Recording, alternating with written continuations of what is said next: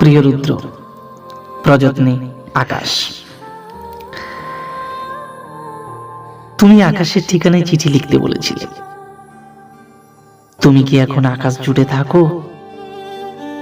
তুমি আকাশে উড়ে বেড়াও তুলোর মতো, পাখির মতো?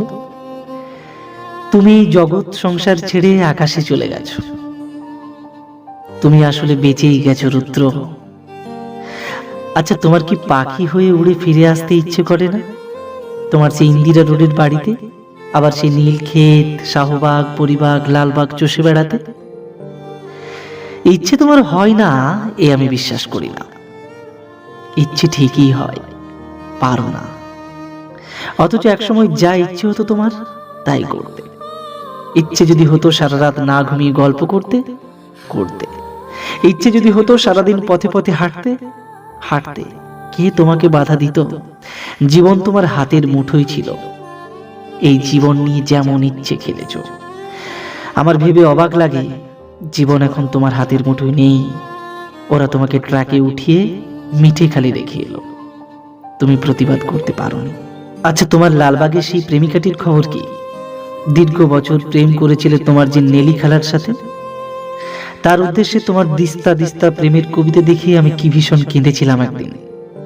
তুমি আর কারোর সঙ্গে প্রেম করছো এই আমার সইতো না। কি অবুঝ বালিকা ছিলাম। যেন আমাকেই তোমার ভালোবাসতে হবে, যেন আমরা দুজন জন্মেছি দুজনের জন্য।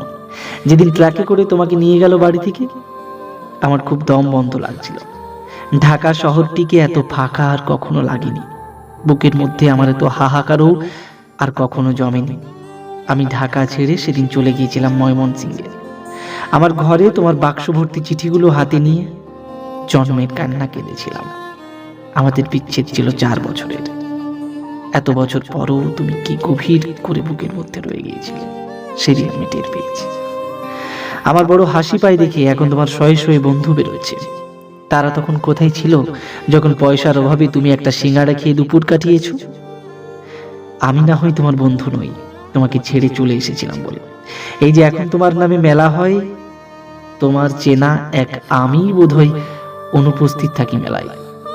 যারা এখন রুদ্র রুদ্র বলে মাতন করে বুঝি না তারা তখন কোথায় ছিল। শেষ দিকে তুমি শিমুল নামের এক মেয়েকে ভালোবাসতে। বিয়ের কথাও হচ্ছিল। আমাকে শিমুলের সব গল্প তুমি একদিন করলে। শুনে তুমি বোঝনি আমার খুব কষ্ট হচ্ছিল। এই ভেবে যে তুমি কি অনায়াসে প্রেম করছো তার গল্প শোনাচ্ছ। ঠিক এইরকম অনুভব একসময় আমার জন্য ছিল তোমার। আজ আর একজনের জন্য তোমার অস্থিরতা। নির্ঘুম রাত কাটাবার গল্প শুনে আমার কান্না পায় না বলো?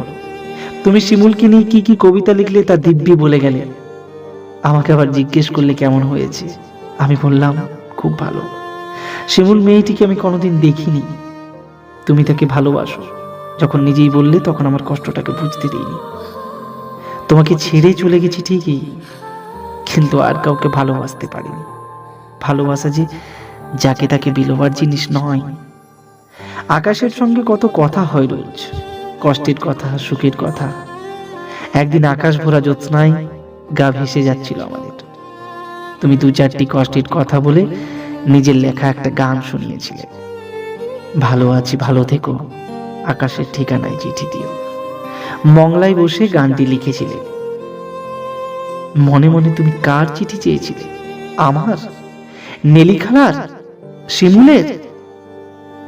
অনেকদিন ইচ্ছে তোমাকে একটা চিঠি লিখি। একটা সময় ছিল তোমার, একটা সময় ছিল তোমাকে প্রতিদিন চিঠি লিখতাম, তুমিও লিখতে প্রতিদিন। সেবার আরমানি টোলার বাড়িতে বসে আকাশের ঠিকানা দিলে। তুমি পাবে তো এই চিঠি? জীবন এবং জগতের তৃষ্ণা তো মানুষের কখনো মেটে না।